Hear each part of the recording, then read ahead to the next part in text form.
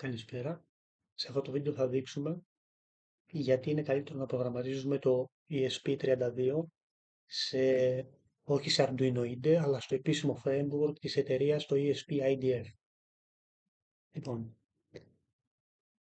βλέπουμε εδώ τον κώδικα. Τι είναι στην ουσία? Δημιουργούμε ένα παλμό PWD και το συνδέουμε στο pin 4. Και ανά ένα δευτερόλεπτο φτιάχνουμε το duty cycle, δηλαδή πόση ώρα θα είναι το σήμα στο νάσο ή το σήμα στο 0. Ξεκινάμε, εδώ είναι, επειδή έχουμε resolution 4 bit,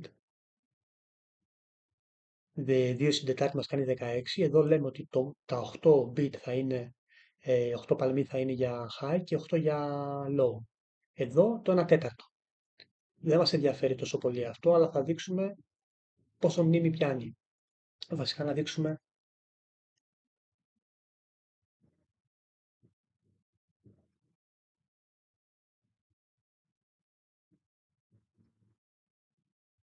κάνει compile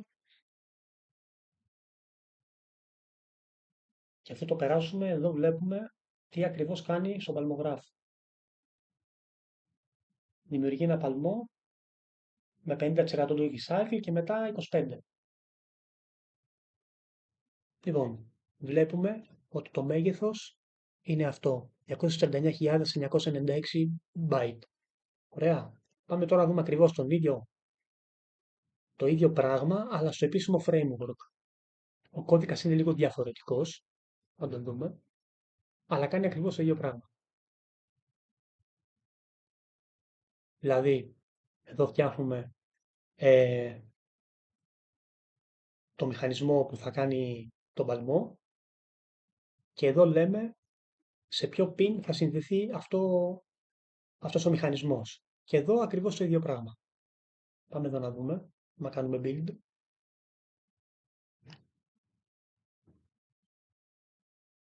Βλέπουμε 131.490 και εδώ όπως είπαμε βλέπουμε ότι είναι σχεδόν τα διπλάσια.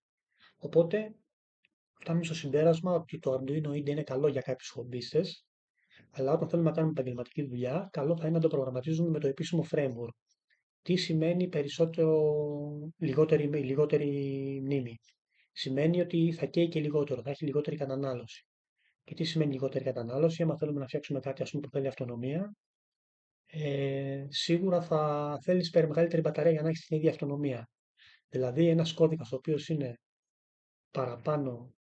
πιάνει παραπάνω χώρο στη μνήμη, έχει πάρα πολλά προβλήματα. Ή ας πούμε αν η διαφορά της μνήμης έχουν 50 λεπτά, σε 100.000 κομμάτια παίζει κάποιο ρόλο.